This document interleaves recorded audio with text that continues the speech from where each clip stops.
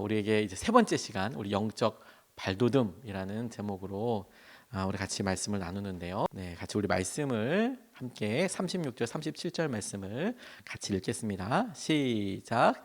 그때야 비로소 너희의 사면에 남아있는 여러 나라들이 바로 나 주가 무너진 것을 다시 세우며 황폐한 땅에 다시 나무를 심는 줄을 깨달아 알 것이다. 나 주가 말하였으니 내가 이룰 것이다. 나 주 하나님이 말한다. 이제 나는 다시 한번 이스라엘 족속을 시켜서 내게 도움을 간청하게 하겠고 그들의 인구를 양떼처럼 불어나게 하겠다. 아멘. 하나님 말씀입니다. 오늘은 기도와 관련된 말씀을 나누려고 그래요. 에스겔 말씀을 통해서 잠깐 살펴본 이 내용은 뭐냐면 하나님께서 그들에게 회복하게 하시겠다고 말씀하셨어요.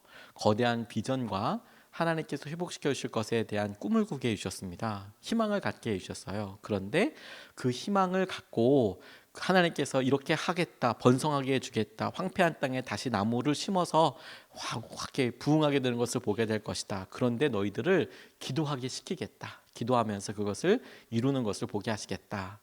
우리가 갖고 있는 생각과 우리가 가지고 막연하게 생각하고 있는 것들이 어떻게 실제가 되는지 이 기도를 통해서 이루시겠다는 말씀인데, 오늘 이것을 통해서 하나님께서 우리에게 도전하시는 것들 좀 우리 같이 묵상하고 싶어요. 동영상을 잠깐 짧게 보고 싶은데요. 제가 들어오기 전에 동영상 화면으로 넘어갔습니다. 네, 오기 전에 제가 이게 튜너라는 거예요. 기타 줄 맞출 때 쓰는 거거든요. 올라가서 사무실에서 연습을 많이 해봤는데 잘 안 되더라고요. 이 동영상을 볼 때 아마도 도움이 되실 것 같은데, 이게 지금 기타 맞출 때 쓰는 거예요. 제가 뭘 연습했냐면 아까 찬양 시작하기 전에도 제가 솔 이렇게 해봤더니 솔음을 제가 말을 하고 있는데 실제로 여기는 솔 하니까 레로 잡혀요. D, 4D 이렇게 잡히거든요. 이게 쉽지가 않더라고요. 제가 절대음감은 확실히 아니라는 걸 알았어요. 다시 한번 솔, 솔, 솔, 솔, 솔, 솔. 네, 안 됩니다. 네, 안 됩니다.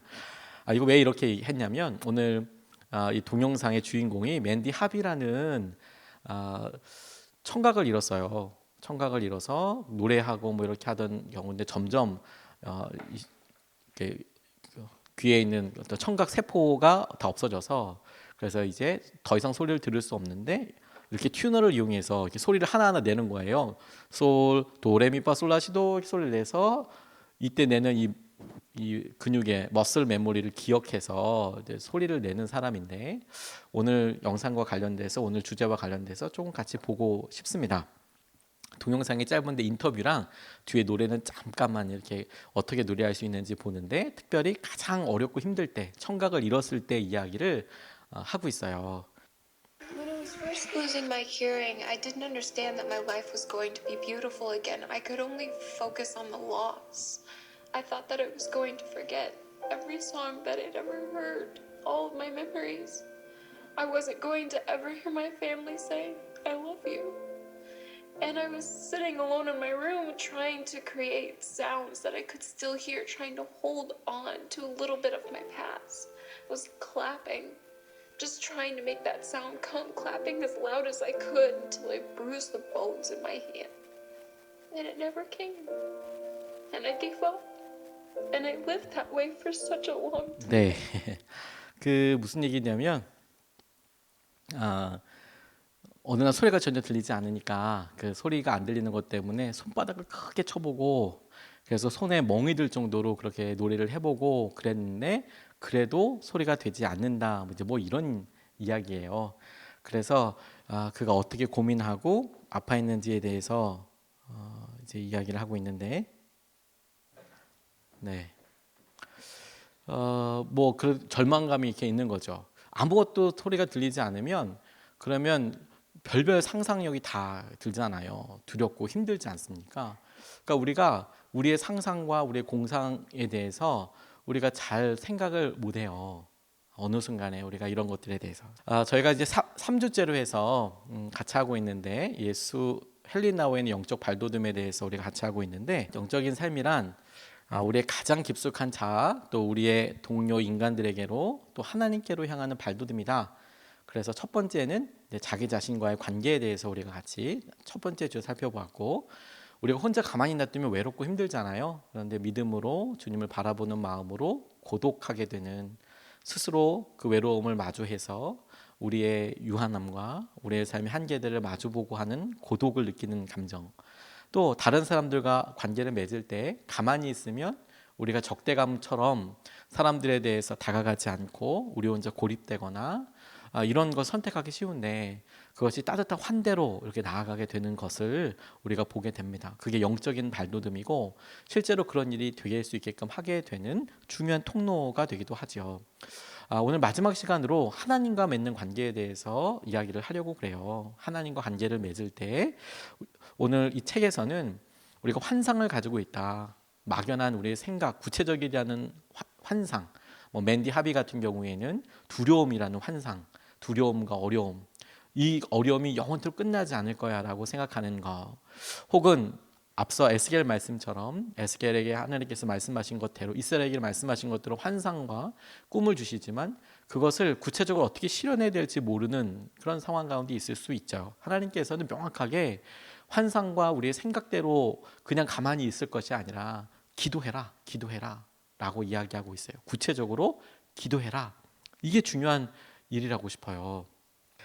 이게 보통 일상적인 경험에 비춰볼 때 외로움, 적대감을 쉽게 깨달을 수 있는데요, 우리가 얻으려고 애쓰는 많은 것들이 환상이라는 것을 깨닫기가 굉장히 어렵대요. 여러분들 이 말을 어떻게 생각하시는지 모르겠어요. 우리가 간절히 바라고 원하는 것들은 사실은 우리 삶에 있어서 굉장히 일상적이지만 그게 그냥 금방 사라져 버리는 그런 거예요. 금방 사라져 버려요. 금방 없어져 버려요. 그래서 환상에서 기도로 향하는 움직임은 외로움에서 고독으로, 또 고독으로 움직이는 것, 또 적대감에서 따뜻한 환대로 향하는 움직임을 뒷받침하고, 그 움직임을 가능하게 하고 또 우리를 영적인 삶의 핵심으로 이끌게 돼요. 그 모든 뒷받침이 되는 것이 기도입니다. 환상에서 기도로 향하는 움직임. 우리가 가만히 있으면 그냥 외로움 가운데 있죠. 외로움이 어떻게 고독으로 넘어가게 되느냐, 그것이 중요한 것이 뭐냐면 기도이다. 또 우리가 가만히 있으면 적대감을 가지고 대면하지만, 그런데 그것을 다시 환대로, 따뜻한 환대로 넘어가게 하는 것이 기도이다. 그 외로움으로 남아있고 적대감으로 남아있는 경우, 그런 게 환상 같은 거예요. 그냥 우리 혼자서 계속 생각하죠. 혼자 있으면 나는 사람들한테 미움을 받는 게 분명해, 혹은 나는 다른 사람들이 나를 미워할 뿐만 아니라 나는 너무 외로워, 나는 잊혀졌어. 이거 다 환상의 영역들이에요. 물론 뒤에 조금 더 환상과 우리가 상상하고 공상하는 것들이 있긴 있죠. 두려움의 여러 실체들에 대해서 두려워할 뿐만 아니라 머릿속에서만 계속 가지고 있어요. 그걸 극복할 수 있는 유일한 방법과 생각이 뭐냐면 그게 환상에서 머물러 있지 않고 기도하는 거예요.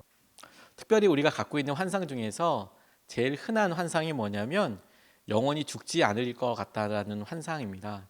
상상, 영원히 끝나지 않고 영원히 죽지 않을 것 같다라는 환상을 우리가 주로 많이 가지고 있는데요, 시황제의 사진이에요. 그림밖에 없겠죠. 영원히 살고 싶어 했어요. 영원히 살고 싶어 했고 영원히 살 거라고 생각해서 여러 가지 것들을 축조하기도 하고 만들기도 했죠. 근데 여러분, 우리도 별반 다르지 않아요. 영원히 죽지 않으리라고 어느 순간에 환상을 가지고 있어요. 152쪽에도 그렇게 나와 있지만 우리 삶이 어느 순간에 기도의 심오한 영역으로 들어가지 못하게 하는 가장 큰 장애물이 뭐냐면 영원성에 대한 환상이에요. 그 뭐냐면 자신이 영원히 죽지 않으리라고 그렇게 생각해요. 아니라고 생각하는데 여러분, 영원히 죽지 않을 거라고 생각하기 때문에 우리의 100년 후, 지금 우리가 생각할 수 있는 5년 후, 10년 후, 우리는 그냥 5년 후라고 얘기하고 10년 후라고 이야기하지만 실제로는 우리가 영원히 죽지 않을 것처럼 그런 고민과 어려움을 가지고 삽니다. 그러다 보니까 그게 그냥 우리 삶에 계속 한계처럼 다가오게 되는 거예요. 자신이 영원히 죽지 않을 거라고 그렇게 생각하면서 살아가요. 끊임없이 그렇게 살아갑니다. 하지만 여러분, 우리는 오히려 아주 하찮고 악이 없어 보이는 사건들을 통해서 우리 자신과 우리의 세계에 대해서 우리가 너무나도 쉽게 이게 영원할 거야, 이게 계속 이렇게 영원히 흘러가게 될 거야 이러고 있다는 것을 이제 깨닫게 돼요. 오히려 자신을 향해서 쏘아붙이는 말 한마디에도 우리가 이게 영원할 거야 라고 생각하니까 서글프고 외롭고 혹은 어떻게 나한테 이룰 수 있어, 이렇게 생각하기 때문에 그런 마음이 들기도 하고, 자신을 받아들이지 않는 행동, 다른 사람으로부터 적대감 같은 걸 느끼겠죠. 그럴 때 자기 넋두리, 나는 안 되나 봐, 그리고 이건 영원히 변하지 않을 거라고 생각해요. 그리고 여러 일들 중에 단 하나만 뜻대로 되지 않아도 자기 파괴적인 우울감에 빠지는 경우들이 많대요. 이 책에 참 구체적으로 이렇게 이야기하고 있죠. 그리고 이런 마음이요, 서글픔과 외로움, 자기 넋두리, 그리고 자기 파괴적인 우울감, 안 돼, 없어져야 돼, 이런 생각들이 자기가 영원할 거라고 생각하기 때문에 드는 생각이래요. 그렇게 과도하게 실패감이 드는 이유도 우리는 원래 그렇게 연약해, 나는 원래 영원하지 않아, 이런 식의 접근이 아니라 나는 실패할 수도 없고 나는 계속 성공만 할 거야, 이런 식으로 생각하는 사람들에게 어려움과 한계가 이렇게 훅 찾아오게 되는 거예요. 이게 우리에게 굉장히 중요하다고 싶어요. 왜냐하면 여러분, 어느 순간에 우리가 조금만 일이 틀어져도 영원히 죽지 않는다고 생각해왔던 우리의 환상이 적나라하게 드러나는데, 그때 그게 뭐가 들어요? 우리가 통제권을 주고 있다, 우리 마음대로 할 수 있다라고 생각하거든요. 근데 우리가 마음대로 할 수 있다라는 생각 때문에 우리가 얼마나 소중하고 얼마나 우리의 삶에 값진 것들을 포기하고 사는지 몰라요. 심지어 우리 자녀들에 대해서, 우리의 배우자에 대해서 내 마음대로 할 수 있다라고 생각을 하고, 우리가 우리의 미래에 대해서 내 마음대로 할 수 있다라고 생각하고, 그리고 우리가 우리 삶에 우리가 펼쳐져 있는, 우리가 자신감을 가지고 있고 경험을 가지고 있고 하는 것에서 우리가 이것을 완벽하게 통제하고 있다라고 생각을 해요. 근데 그게 그렇지 않다라는 것을 깨달을 때마다 엄청 무너지는 거죠. 그리고 우리는 그냥 넋두리 하듯이 얘기해요. 왜 나한테만 이런 일이 생기냐고 사실 이야기를 하고 고통스러워합니다. 그게 우리에게 막연한 환상처럼, 공상처럼 우리에게 끊임없이 남아있고 끊임없이 우리에게 괴롭히게 되는 일이라고 싶어요. 근데 여러분, 우리 삶에 우리가 그런 환상과 이런 공상 가운데 남아있을 때 드러나게 되는 대표적인 증상들을 이렇게 표현하고 있네요. 저도 좀 공감을 하게 됐는데요. 대표적인 증상이 뭐냐면 감상적인 태도와 폭력 같은 것으로 드러나게 된대요.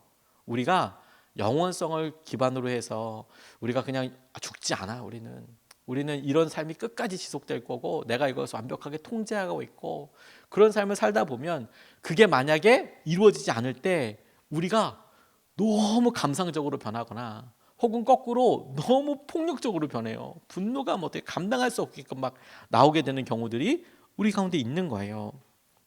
그래서요, 이 감상적인 태도, 이건 어떨 때 나타나냐면 친밀한 관계가 아주 무거운 짐이 돼버려요. 우리가 영원하다고 생각하기 때문에 그래요. 우리가 완전하다고 생각하기 때문에 그래요. 우리가 다른 사람들보다 더 뛰어나다고 생각하기 때문에 그래요. 영원성에 기반하고 있다는 것은 그런 마음을 이야기하는 거거든요. 근데 어느 순간에 우리에게 친밀한 관계가 아주 무거운 짐이 돼버려요. 너무 힘들고 어렵다고 생각해요. 그리고 사람들이 거의 무모할 정도로 서로에게 막 집착해요. 내가 너를 사랑해 주는 것만큼 너도 나를 사랑해 줘야지. 근데 그렇게 안 돼? 그러면 감상적인 태도가 막 드러나죠. 근데 그런 태도가 일어나는 이유가 뭐라고요? 우리가 영원성을, 환상 가운데 있기 때문에 그래요. 우리의 몸과 우리의 삶은 제한적이에요. 영원하지 않아요. 완전하지도 않고요. 완벽하지도 않습니다. 근데 그걸 생각하지 못하고 우리가 끊임없이 가져야 되고 우리가 끊임없이 한결같아야 되고 이런 생각을 가지고 있으면, 영원할 거라고 생각한다면 어느 순간에 우리의 감정이 감상적인 태도로 계속 변해요. 자기 연민이 드러나기도 하고, 나는 불쌍해, 나는 이렇게 힘들어도 돼, 나는 충분히 이렇게 화내도 돼. 여러분, 제일 두려운 거는 자기가 자기 스스로 파괴하려고 들어요. 자기가 갖고 있던 커리어, 자기가 생각해왔던 믿음의 좋은 습관들, 그리고 순종해왔던 좋은 것들을 사람들은 감상적인 태도, 그냥 구체적인 기도가 일어나지 않고 자기 속에서 드는 상상 있잖아요. 난 이렇게 될 거야, 나는 이거 벗어날 수 없을 거야, 나는 이거 어려우니까 이건 아무리 노력해도 안 될 거야. 그러면 엄청 감상적으로 빠져버려요. 그래서 스스로 자기가 잘 가왔던 일들을 과감하게 포기해버려요. 근데 결국엔 자기 속이죠, 사실. 근데 그게 구체적인 기도가 아니라 우리가 갖고 있는 막연한 상상들, 환상들, 공상들, 그게 기반인 거고, 왜 그런 환상과 왜 그런 공상 가운데 있느냐? 우리가 우리 스스로 나는 영원해, 나는 보다 더 완벽해야 돼, 그리고 나는 영원히 죽지 않을 것처럼 자기의 자아와 자기의 생각을 절대시하기 때문에 그런 생각이 드는 거예요. 이런 건 참 너무 재밌더라고요. 그래서요, 책의 155에서 156쪽이 이렇게 나와 있는데 우리가 좀 같이 한번 읽어볼까요? 이 친밀감이라고 나와 있는 부분을 같이 한번 읽어보겠습니다. 시작. 이 친밀감이 영원성의 가면을 쓰고 있을 때는 의기소침과 절망이 될 수 있습니다. 사람 사이의 친밀함의 한계 너머를 보고 모든 친밀함의 근원이신 하나님 안에 삶의 뿌리를 두지 않으면 영원성에 대한 환상을 던져버리고 감상의 늪에 빠지지 않으면서 친밀해지기 어렵습니다. 말을 어렵게 한 것 같지만 간단하게 이야기하면 이렇습니다. 내가 친밀하게 느끼고 그렇게 사람을 다 대하고 싶지만 모든 친밀함의 근원이신 하나님 앞에 뿌리를 두지 않으면 어느 순간에 사람들로 인하여서 의기소침해지고 절망이 될 수 있다라는 얘기예요. 왜? 그 사람보다 나를 더 좋게 여기고 나는 완전하고 나는 영원하게 살 것 같고 이런 마음을 가지고 있으면, 절대적인 기준을 자기에게 갖고 있으면 하나님께서 우리에게 어떤 삶의 기쁨과 은혜를 주어도 다가오지 않아요. 그리고 우리는 오히려 그걸 통해서 상처를 받고 힘들어해요. 그게 감상적인 태도라는 거예요.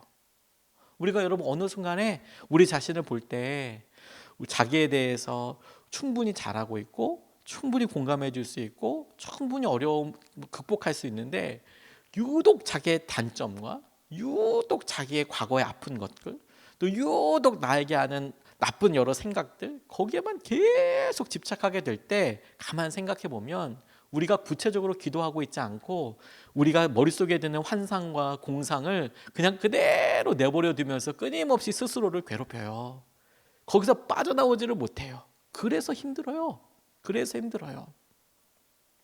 다시 한번, 그것의 근본이 뭐라고요? 영원하다고 생각하기 때문에. 여러분, 우리는 언젠가 우리는 다 연약한 흙이에요. 그러니까 완전하지 않은 거예요. 제가 어떤 책 보다 보니까 용서라는 말에 대해서 저자가 이런 표현을 하더라고요. 제가 책이 지금 얼른 생각이 나진 않지만, 용서란 내게 그런 잘못을 한 사람 혹은 내게 용서받을 그 일을 한 그 사람이 하나님이 아니라는 것을 인정하는 것이다. 여러분, 만약에 남편이라고 생각해 보세요. 아내라고 생각해 보세요. 도무지 내게 하는 여러 일들에 대해서 내가 너무 어렵고 마음에 상처가 됐어요. 용서란 어디서부터 시작되냐면 그 사람은 하나님이 아니야. 그 말은 뭐냐면 그 사람은 그냥 연약한 사람이고 나와 똑같은 흙이야. 우리도 마찬가지죠. 우리 스스로도. 우리는 완벽한 사람이 아니야. 연약한 흙이야. 그러면 흙이니까 우리는 다 충분히 그럴 수 있고, 그래서 이게 어떻게 이 삶이 끝나지 않을 거야 혹은 변하지 않을 거야, 확정된 거야, 이런 두려움과 염려 혹은 의기소침하고 절망하는 것으로부터 넘어설 수 있어요. 감상적으로 빠지지 않게 돼요. 근데 여러분, 거꾸로 여러분, 두 번째 표현이 있는데, 이 감상적인 마음은 내가 마음속에 나 스스로에 대해 이렇게 생각하는 것 외에 폭력이 드러나기도 해요. 이상하죠. 자기가 갖고 있는 환상과 자기가 갖고 있는 것, 근데 자기는 이것을 영원하다고 생각하고 영원히 가져야 된다고 생각한다면 그것을 갖기 위해서나 그것을 우리가 휘두르기 위해서, 영향력을 멈추기 위해서 사람은 폭력을 써요. 그래서 히틀러 이야기가 나와 있더라고요. 저지른 잔인무도한 행위를 목격한 이들의 기억 속에 히틀러가 유대인 학살하고 막 그렇게 했잖아요. 그런데 너무 놀라운 건 그가 조그만 어린아이를 보고 감동을 받아서 눈물을 흘리던 영상도 남아 있다는 거예요. 그는 완전 철면피가 아니라 그냥 마음에 다 그냥 이렇게 담쌓은 사람이 아니라 실제로 아이가 이렇게 아프고 힘들고 혹은 감동적인 행동을 하면 눈물도 흘릴 수 있는 사람이었어요. 그런데 영원함에 대해서 나의 제국은, 나의 힘은 다른 사람들보다 훨씬 뛰어나고 영원해. 그러니까 그게 그 영원성의 가문을 갖고 드러나게 될 때 감상적으로 나오거나 아니면 폭력적으로 막 표현되고 사람들을 죽여도 괜찮다고 생각을 해요. 두렵죠, 이런 것들은. 그래서 부부 사이에도 얼마든지 이런 일이 있을 수 있고 부모 자녀 사이에도 얼마든지 이런 일이 있을 수 있어요. 말은 폭력 아닌가요? 관계에도 폭력이 있을 수 있죠. 그래서 폭력이 없는 친밀감에 도달하기 위해서 영원성에 대한 환상을 벗어버리고 인간의 운명인 죽음을 온전히 인정하고 존재의 한계를 넘어서 하나님께로 발돋움해야 합니다. 다시 한번, 나는 흙이야. 나는 죽을 수 있어.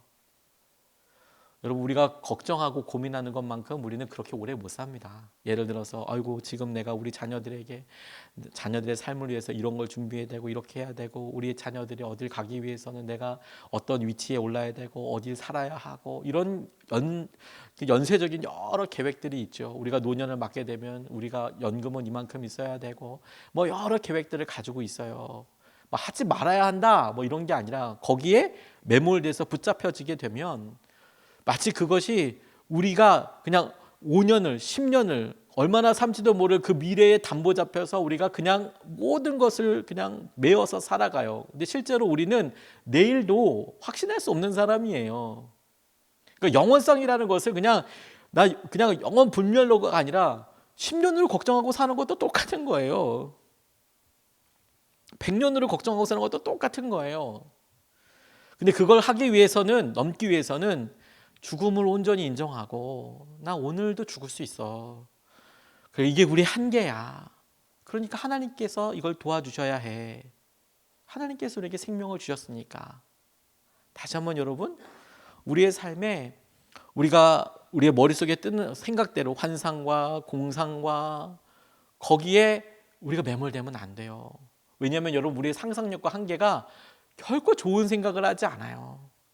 우리를 힘들게 하고 어렵게 하는 사람들이 조금만 있어도 말씀드렸듯이 우리는 이게 영원할 거고 영원히 힘들 거고 이게 내 5년 후에는 10년 후에 날 정말 무너뜨릴 거고 그런 상상과 환상밖에 없어요. 공상밖에 없어요. 아파도 병도 맨날 그렇게밖에 나오지 않아요. 우리가 연약하기 때문에 그래요.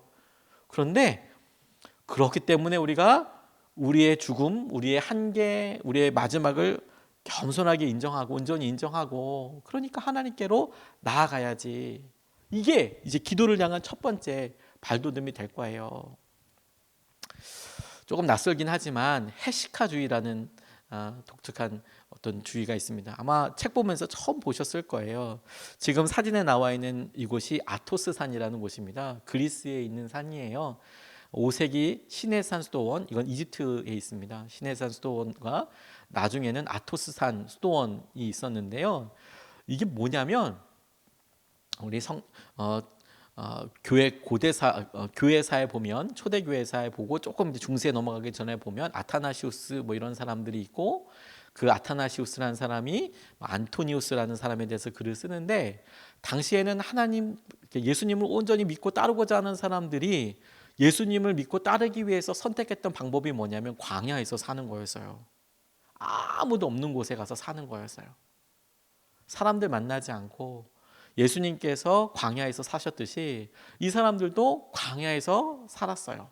근데 여러분, 이런 전통들은 이스라엘에도 있었어요. 에세네아파 이런 사람들 구별된 삶을 살았는데 차이가 뭐였냐면 이 사람들은 혼자 살았어요. 처음에는 혼자 광야에서 살고 그 사람들이 혼자 살지만 다른 사람들이 그 사람을 기억하고 찾아가기도 하고 그리고 그런 사람들 그렇게 기도하고 하나님 말씀 묵상하고 살아가는 사람들이 오히려 거꾸로 영향력을 미치기 시작해요. 그래서 사람들이 어떤 중요한 질문이 있거나 그러면 그 사람들에게 찾아가서 의견을 물어보기도 합니다. 이 아토스산이 왜 유명하냐면요, 그런 사람들이 모여서 살기 시작했어요. 지금은 여기 성처럼 이렇게 지어져 있지만 이 사람들이 처음에는 광야에서 살고 산으로 살고 있어서 산 안으로 들어가게 됐어요. 그래서 여러분 이 산 보면 이렇게 절벽 산 한가운데 있었습니다.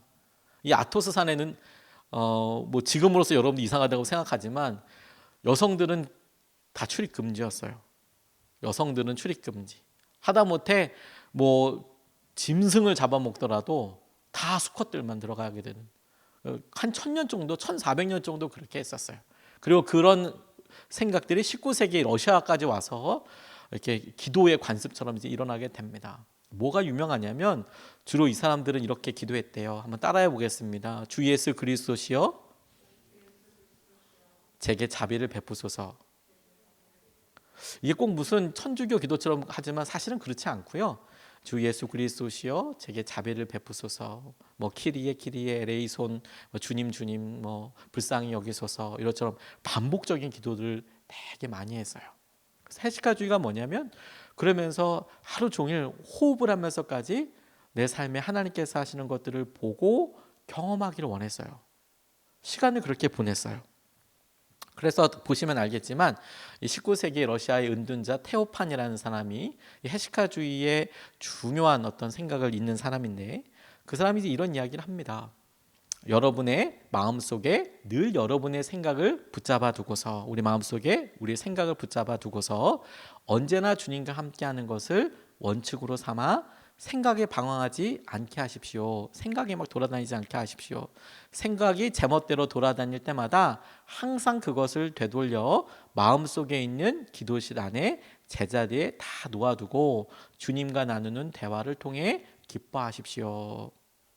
이게 무슨 말이냐면 우리의 생각이 뭐 가만히 있다가도, 예배 시간에 있다가도 문득 아이들 생각나기도 하고 내일 해야 될 일 생각나기도 하고, 이런 일들에 대해서 그냥 가만히 놔두지 말고 다시 마음속 깊은 곳에 들어가서 하나님께서 내게 약속하시고 나와 함께 하시는 그곳에 임재하는 곳에 들어가서 대화하듯이 주님과 대화하고 기뻐해라. 그래서 이런 것들을 가능하기 위해서 이 사람들이 끊임없이 아까 말씀드렸던 주 예수 그리스도시여 나를 불쌍히 여기소서, 예수 그리스도시여 나를 불쌍히 여기소서. 그래서 심지어 어떤 사람들은 하루에 이런 것들을 12,000번씩 하고 그랬대요. 몇 번인지 잊어버릴 만큼. 여러분 12,000번이면 몇 번인 줄 아세요? 어떻게 되는지 아십니까? 이게 숨 한 번 쉴 때 주 예수 그리스도시여 나를 불쌍히 여기소서, 혹은 들이마실 때 주 예수 그리스도시여, 내밀 때 후 내쉴 때 나를 불쌍히 여기소서.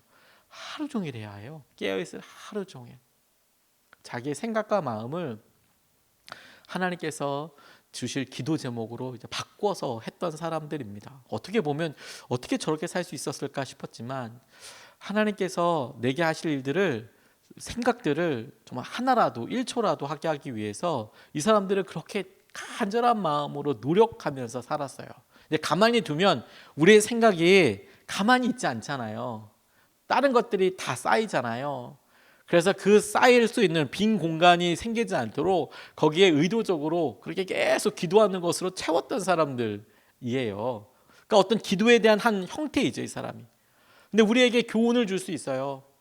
우리가 가만히 있으면 드는 여러 생각들과 마음들에 대해서 우리가 가만히 있으면 우리 자아 중심으로 생각하고, 그래서 우리 마음대로 말하고 염려하고 걱정하고 자기 연민에 빠지고 우리가 원치 않는 폭력적인 여러 성향으로 드러나기도 하고, 그런 것에서 오히려 내 마음을 예수님으로 가득 채울 거야, 예수님께서 하실 것들을 내가 기대하며 살 거야, 이렇게 결정하고 이들은 그렇게 했다는 거죠. 그래서요, 이 사람들뿐만 아니라 기도하던 사람들이 지녔던 규율에 대해서도 나와 있어요. 여러분 기도는 하고 다니시나요? 기도하던 사람들이 갖고 있었던 마음속의 특징들, 그러니까 환상과 공상.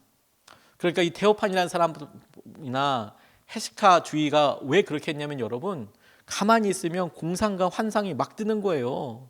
공상과 환상이. 그래서 별의별 나쁜 생각이 다 드는 거예요. 다 그렇게 생각되고 어려워지는 거예요. 그러니까 이 사람들은 그걸 거꾸로 계속해서 예수 그리스도로 인한 고백과 나를 불쌍히 여겨달라고 그걸 뭐 채워넣기 시작한 거죠.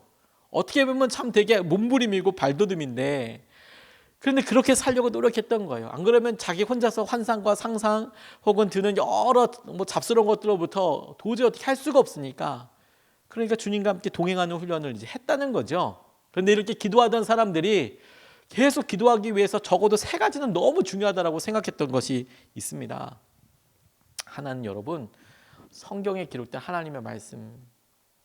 기도하는 사람에게 제일 중요했던 것은 뭐냐면 말씀이에요. 여러분 기도, 성경에 읽는 거, 성경을 통독하는 거, 혹은 우리 마음에 쓰는 성경을 읽는 거, 저는 그거 기도라고 싶어요. 우리는 말씀 읽는 것에 대해서 주로 뭐 우리가 묵상을 하고 무언가 하는 행동들만 하지만 그 말씀을 읽는 것 자체도 우리에게 굉장히 소중한 시간이에요. 저는 기도할 때 가끔 이런 생각을 해봅니다. 우리의 기도 제목을 가지고 주 앞에 다 이제 아뢰잖아요. 우리가 하던 습관대로. 그런데 기도가 대화라고 생각을 해보면 우리가 드리는 기도의 습관은, 기도의 모습은 참 우리 중심일 때가 많아요. 왜냐하면 왜 우리 중심이냐면 여러분들이 친한 친구를 만나서 커피 한 잔을 마셔도 커피 한 잔 시켜놔서 앉자마자 여러분 혼자 계속 얘기하고 여러분들이 다 얘기하고 커피 마시자마자 일어나나요? 그런 건 없잖아요. 같이 만났으면 우리가 이야기를 하고 또 그 사람의 이야기를 듣고 내가 궁금한 게 있으면 물어보고 또 대답을 듣고 이렇게 하지 않습니까? 근데 우리가 기도는 주님과의 대화라고 이야기하지만 실제로 우리 기도하는 행동들을 보면 우리가 갖고 있는 것들 다 그냥 시작 하면 확 다 쏟아놓자마자 벌떡 일어나서 이제 가는 거죠. 네, 주로 사실 우리는 하나님 말씀을, 하나님은 어떻게 생각하실까? 하나님께서 이런 기도 제목들에서 혹시 내게 주신 말씀은 있을까? 뭐라 말씀하실까에 대해서는 시간을 내는데 혹은 기다리는데 굉장히 인색한 편이에요. 안 듣는다는 건 아닌데 말씀하시면 듣겠다는 건데 주로 이제 우리 스케줄대로 지금 내가 딱 이렇게 기도할 때 주님께서 끊고 들어오시면 돼요. 말씀하시면 돼요. 뭐 이런 식이처럼 이렇게 다가오죠. 근데 거꾸로 성경을 우리가 읽는 시간은 저는 이렇게 생각해요. 하나님께서 우리에게 일방적으로 말씀하시는 시간. 우리는 오늘 건강의 문제로 혹은 재정의 문제로 자녀의 문제로 이런 이야기가 하나같이 많잖아요. 갖고 왔지만 그런데 오늘은 주님께서 제게 아브라함 이야기를 하고 싶으신 거예요. 우리가 말씀을 쭉 읽다 보니까 하나님께서는 이사야 시대에 있었던 일을 이야기하고 싶으신 거예요. 하나님께서는 바울을 통하여서 이야기하셨던 디모데 이야기를 하고 싶으신 거예요. 성경 말씀을 읽다 보니까 우리가 계속 그 말씀을 읽죠. 그게 기도하던 사람들이 지녔던 규율이었어요. 내가 하나님 말씀을 빼고 읽고 하는 것을 빼고 기도하는 것은 불가능하더라. 두 번째는 하나님의 임재 가운데 조용한 시간, 침묵 시간이라고 이야기하거든요. 이거 되게 많이 필요하더라. 기도하는 것도 있지만 정작 제가 이번 책을 다시 읽으면서 이 부분에 대해서 조금 생각해 보게 됐어요. 제일 소음이 많은 곳이 어딘지 아세요? 저는 제 생각에는 우리 머릿속이지 않을까 싶어요.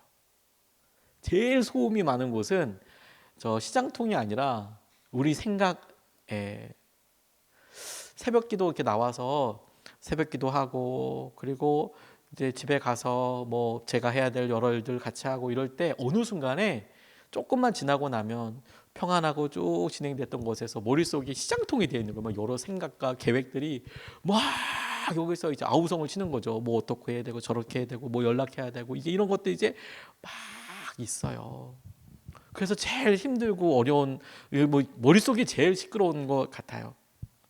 그런데 하나님께서 함께 하시기 때문에 그 가운데 내가 조용한 시간을 갖는 거, 그걸 뭐 큐티라고도 하고, 근데 심지어 저는 큐티도 보니까 말씀을 통해서 말씀하실 거라고 생각하면서 계속 어떤 뭐 질문을 찾고 열심히 다시 반복해서 읽긴 하지만 정작 제가 주도적인 것이 아니라 하나님께서 내게 말씀하시는 것에 대해서 기다리는 시간이 있었나라는 것에 대해 이 책을 읽으면서 다시 한번 생각해 보게 되더라고요. 하나님을, 살아계신 하나님을, 나와 함께 하시는 하나님을 정말 내가 인정하기 때문에 내가 그 말씀에 대해서 듣고 기다리고 시간을 내어드리고 있는가? 이건 참 되게 중요하더라고요, 질문이. 그리고 기도하던 사람들이 지녔던 규율이 뭐였냐면 영적인 지도자, 인도자에 대해서 굉장히 소중하게 생각했어요. 영적인 인도자에 대해서 우리가 혼자서 못하거든요. 그리고 그 사람의, 우리의 어떤 삶의 중요한 것들, 닮을 만한 사람들, 혹은 우리 마음속에 소원하는 사람들, 혹은 가까이 있는 사람들, 그 사람들 닮으려고 노력을 많이 했어요. 완벽해서 그랬을까요? 그렇지는 않아요. 오히려 그렇게 하는 것을 보고 그 사람의 어떤 장점과 단점들 뿐만 아니라 장점들을 배우려고 하면 그곳에 가서 드디어 보이는 것들이 굉장히 많아요. 기도가 다 그래요. 왜 저렇게 할까? 왜 저런 식으로 할까? 에서 나 혼자서는 내가 계획을 세워보고 어떻게 뭐 해보려고 하지만 다 되지 않아요. 기도하던 사람들이 지녔던 규율이 하나님의 말씀, 조용한 시간을 갖는 것, 영적인 지도자, 인도자와 함께 더 깊이 하나님께서 하신 은혜를 이렇게 바라보면서 살았대요. 그런 의미에서 여러분, 우리 교회가 이것을 위해서 사실 함께 있는 거라고 싶어요. 우리가 한 사람만 옆에 있어도 우리의 생각이 엄청 많이 정리됩니다. 우리가 그냥 혼자 있는, 하다못해 화장실에 있는 시간만 해도요, 우리의 생각은 참 많은 공상과 환상들로 막 떠다녀요. 그런데 우리 옆에 한 사람만 있어도 그 사람을 의식하게 되고 그 사람과 구체적으로 대화하게 되죠.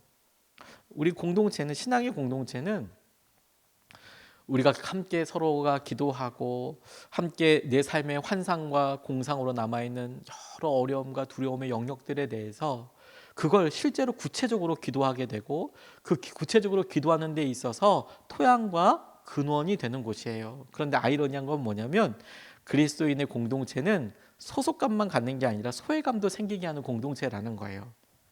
제가 이 표현이 참 마음에 와서 닿았어요. 소속감만 드는 게 아니라 소외감도 생기게 되더라고요. 근데 우리는 사실 소속감은 얘기하고 소외감은 빼버리고 싶잖아요. 그런데 소외감을 왜 빼고 싶을까? 저도 이렇게 쓰면서 왜 소외감이라고 썼을까? 굳이 이렇게 얘기해야 될까라고 생각하다가 우리가 공동체를 볼 때도 완벽하지 않아. 완전하지 않아.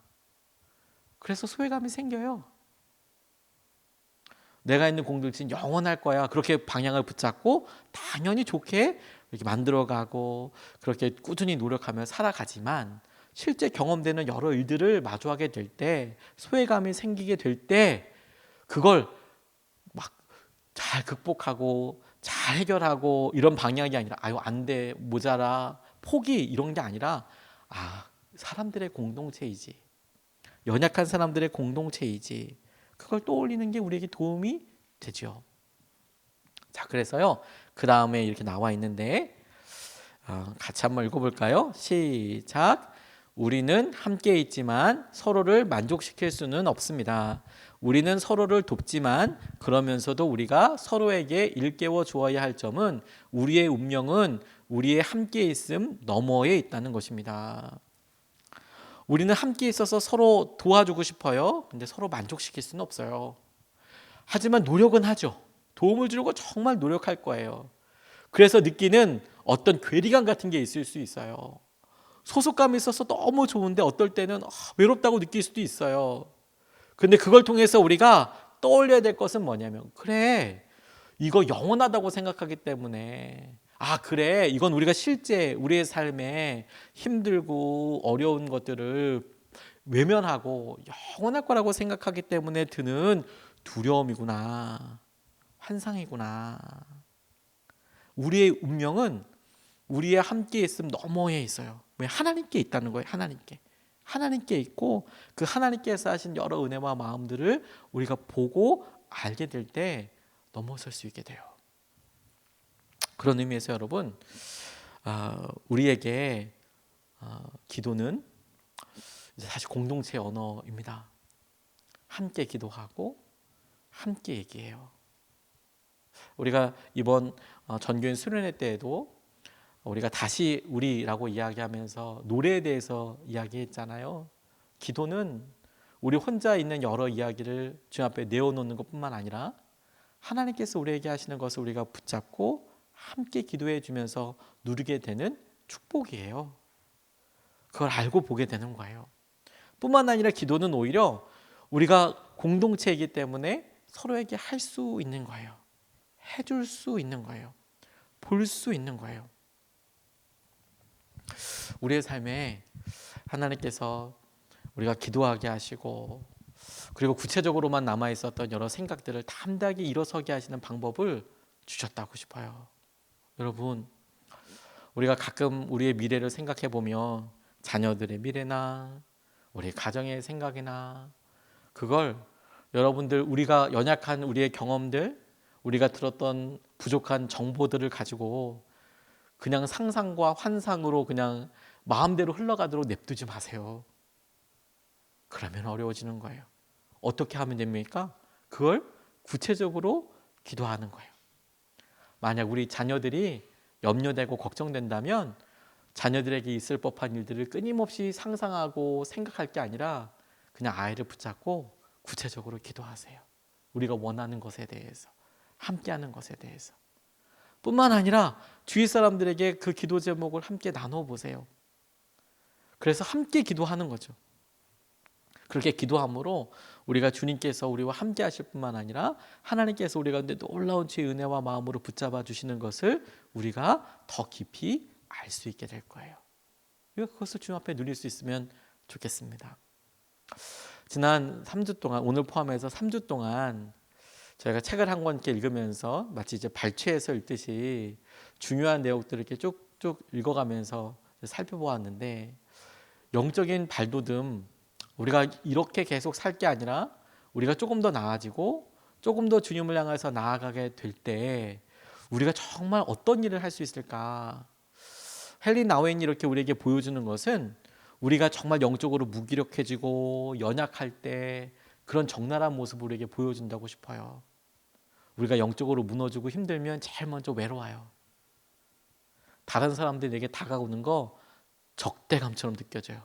나를 공격하는 것 같고요, 나도 공격하고 싶은 마음이 막 들 정도로 영적으로 힘들고 어려워질 때예요. 그리고 여러분, 우리의 생각이 그냥 계속해서 환상과 공상으로 가득 차 있어요. 대화도, 그러니까 외로움과 적대감을 중심으로 해서 상상하고 공상하니까 어떤 생각이에요? 이 사람이 이렇게 말하는 건 나를 무시하는 거야.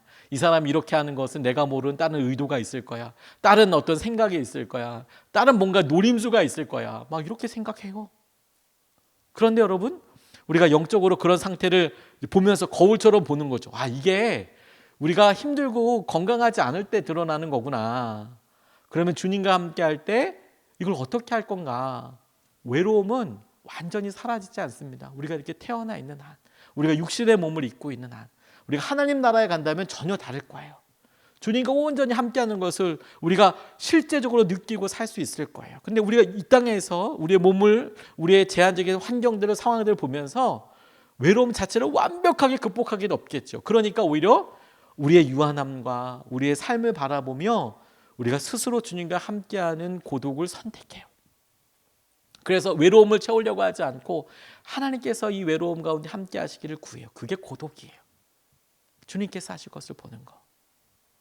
우리가 끊임없이 적대감이 들어요. 외롭고 나를 공격하는 것 같아요. 왜 저 사람은 나만 만나면 이런 얘기를 하나 싶어요. 왜 나를 끊임없이 알아주지 않나 싶을 수도 있어요. 적대감이라는 게 미워하는 것뿐만이 아니라고 말씀드렸잖아요. 그럴 때 마치 부지 중에 손님을 대접했더니 천사를 대접한 것처럼 그 사람을 하나님께서 내 삶에 보내주신 선물이야. 내가 지금 잠깐 만나는 손님이야. 그 따뜻한 환대로 내가 손님이야라고 하더라도 우리 마음이 완전히 막 바뀌어서 확 변하고 이러진 않겠죠. 손님이니까 어떤 부분은 우리가 의지적으로 마음을 열어야 하기도 하고 준비해야 하기도 하고. 그런데 여러분, 그게 영적 발돋움이라는 거예요. 나를 힘들게 하고 어렵게 할 것 같은 이 사람에 대해서 내가 손님으로 받아들이는 거예요. 내 삶에 하나님께서 주신 선물이고, 그리고 손님이니까 왔다가 또 갈 거예요. 사라지게 될 거예요. 그걸 내가 주님께서 주신 은혜 가운데 고백해 드리는 거죠. 뿐만 아니라 우리가 힘들고 어려울 때 끊임없이 드는 공상과 상상에 대해서 이제는 내려놓고 하나님께서 그 주실 것을 놓고 이제 구체적으로, 내가 두려워하는 것이 무엇냐면 내가 연약하고 부족하기 때문에, 마치 우리는 지금서부터 10년, 20년은 변하지 않고 그게 영원성이라는 거라고 말씀드렸어요. 그러니까 이렇게 간다면 내 삶은 이렇게 힘들어질 거고 어렵다고 이렇게 할 게 아니라 지금 솔직히 내가 어려운 것을 놓고 구체적으로 기도하기 시작해요. 그게 영적인 발돋움이에요. 계속해서 환상과 공상 가운데 있지 않고 내 삶을 예수 그리스도로 채우는 거죠. 하다못해 해시카주의 사람들처럼 계속해서 예수 그리스도 그렇게 채울 수도 있겠지만, 그게 영적인 도전으로 우리에게 주어질 수도 있지만, 그게 아니라 우리가 말씀을 보고 주님의 말씀을 기다리는 시간을 갖고 사람들과 교제하고 우리가 같이 모여서 기도하는 것을 통해서 우리의 삶의 환상과 공상의 영역들이 접어지고 구체적으로 기도함으로 우리의 삶의 영적인 발돋움이 계속해서 하나님 앞에 나아가게 되는 통로가 되기를 주님의 이름으로 축복합니다. 오늘 우리가 이 말씀 책을 가지고 이제 리뷰하듯이 같이 이렇게 봤는데요. 기도와 관련된 거예요. 기도와 관련된 거. 우리가 기도하는 한 어느 때라도 우리가 하나님과 결코 분리되지 않습니다. 그래서 이 책에서도 몇 번 강조하고 있는 게 뭐냐면 외로움을 고독으로 만드는 방법, 기도하는 거다. 우리의 마음에 적개심을 따뜻한 환대로 바꾸는 방법, 기도하는 거다. 우리의 마음속에 있는 여러 환상과 공상에 대해서 바꾸는 것은 구체적으로 기도하는 거다.